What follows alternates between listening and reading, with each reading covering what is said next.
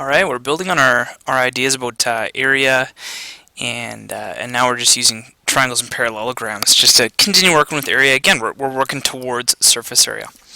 When we looked at rectangles, we saw that the area was equal to the length times the width, right? We talked about kind of mowing a lawn, covering a floor with carpet, anything like that. There's that width dimension, there's that length. You could call it a height. You could talk about this as a base.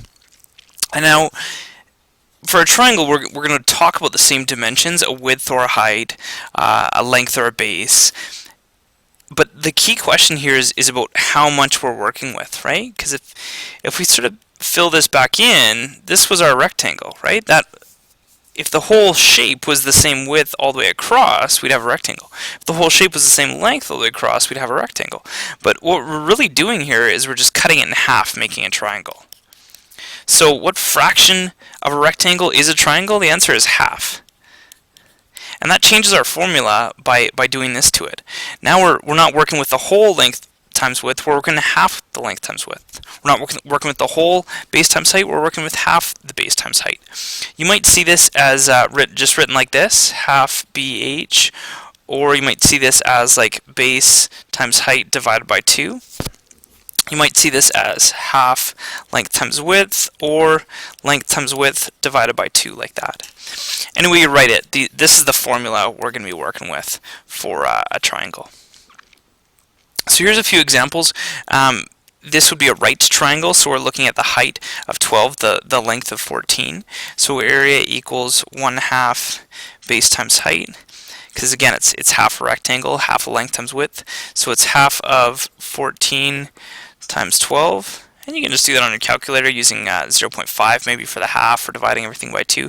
You get 84 units squared here. If this was 14 units by 12 units, the area would be in units squared, right? And that squared tells us we multiplied units times units. That squared also tells us we're working with area.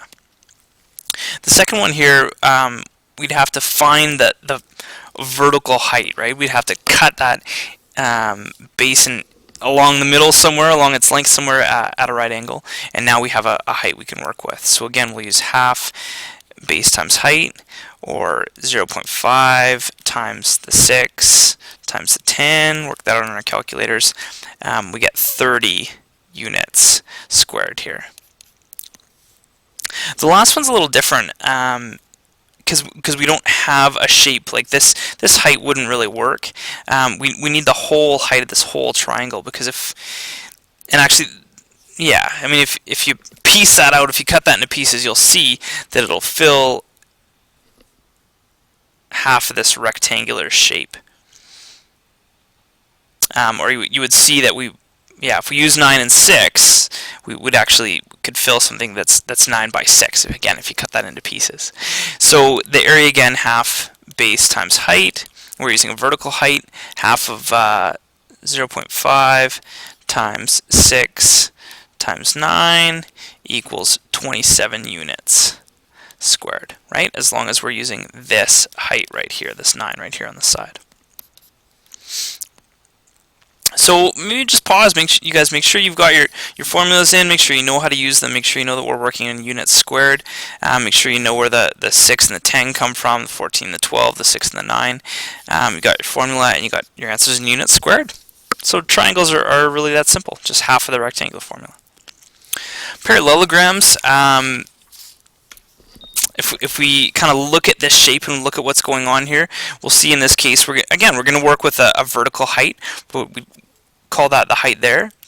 And now you'll see in this case, if we take this piece, we can cut that piece off and we can move it right in here and recreate a rectangle. Recreate a rectangle that has this base and this height. Similar idea to the triangle here. In this case, we're creating a whole rectangle. So our area is just base times height.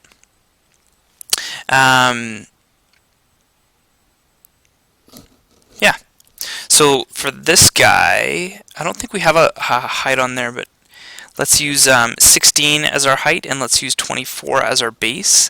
Let's use Here we're going to draw in a vertical. Let's use 3 as the height, and let's use 8 as the base here. So on the left we've got area equals base times height.